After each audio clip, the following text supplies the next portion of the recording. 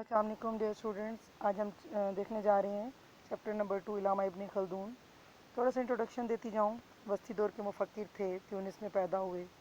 اسی طرح سے قرآن مجید انہوں نے حفظ کیا تھا. فقہ اور حدیث میں ان کو بہت زیادہ عبور حاصل تھا.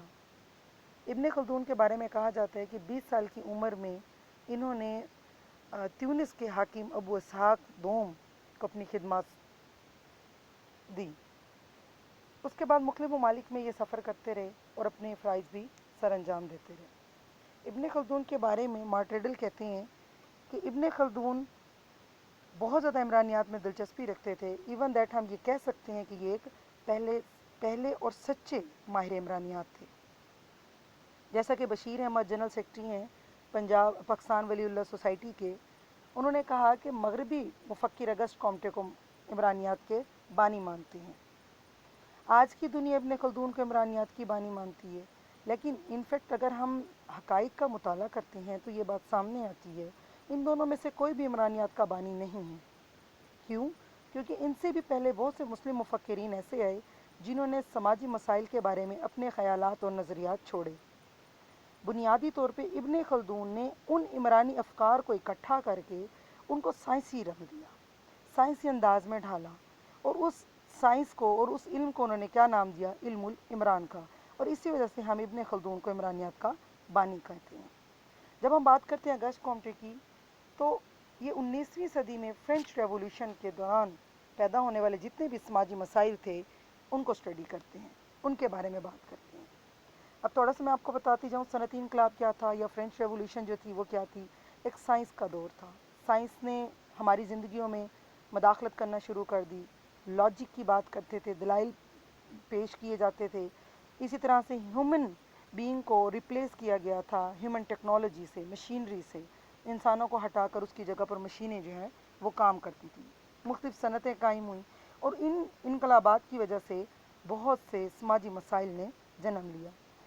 تو 19ویں صدی میں کامٹے وہ ریسرچر تھا یا وہ مفکر تھا جس نے ان تمام سماجی مسائل کو پڑھا، اس کی وجوہات دیکھی اور اس کے حل کے لیے بھی کوشش کی. اور اس نے اس علم کو کیا نام دیا؟ عمرانیات کا نام دیا.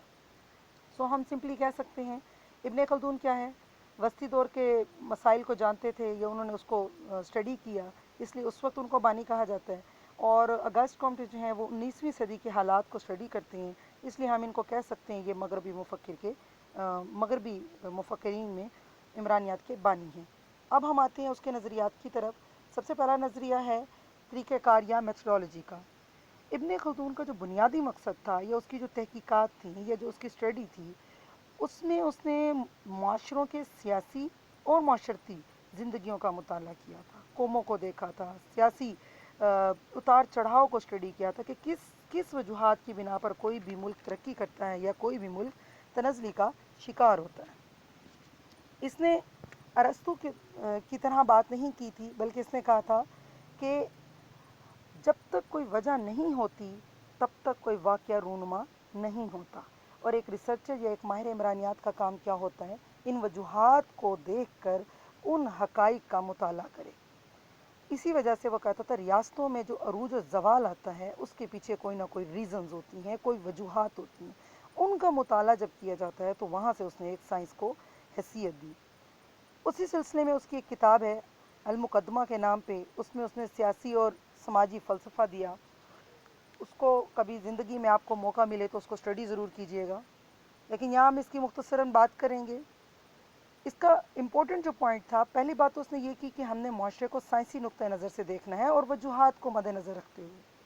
دوسری اس نے جو سائنسی طریقہ کار اختیار کیا اس میں اس نے کہا تھا وداؤٹ ریزن کوئی بھی ایونٹ رونما نہیں ہوتا.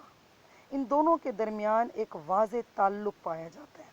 جتنے بھی آپ تاریخی واقعات کو اسٹڈی کرنے جائیں گے تو آپ کو یہ چیز سامنے آئے گی، کوئی نہ کوئی ریزن ضرور تھی جس کی وجہ سے کوئی انقلاب آیا، کوئی معاشرے نے ترقی کی یا وہ تنزلی کی طرف آیا.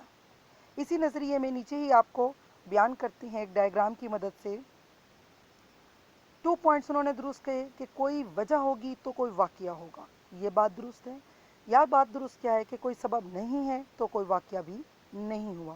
اگر ہم یہ کہیں کہ کوئی ریزن تو ہی لیکن اس کے برعکس کوئی ایونٹ واقع نہیں ہوا تو یہ بالکل ہی اللاجیکل بات ہے، یہ ممکن ہی نہیں. इसी तरह से आप ये कहें कि कुछ कोई रीज़न ही नहीं थी और कोई इवेंट हो गया, कोई वाक़या रूनुमा हो गया, किसी मुल्क ने तरक्की कर ली या कोई तबाही की तरफ चला गया, तो ऐसा मुमकिन नहीं है। अगर हम अपनी रोज़मर्रा ज़िंदगी में भी देखें तो अगर कोई खुश होता है तो उसके पीछे कोई ना कोई रीज़न होती है, अगर कोई मुल्क तरक्की कर रहा है तो उसके पीछे भी कोई ना कोई फैक्टर्स इन्वॉल्व होते हैं। तो बिना रीज़न के, बिना कॉज के, बिना सबब के कोई भी इवेंट, कोई भी इफ़ेक्ट रूनुमा नहीं होता। साइंसी इस तरीक़ेकार से इमरानियात का मुताला करना क्या कहलाता है? साइंसी तरीक़ाकार कहलाता है। Thank you.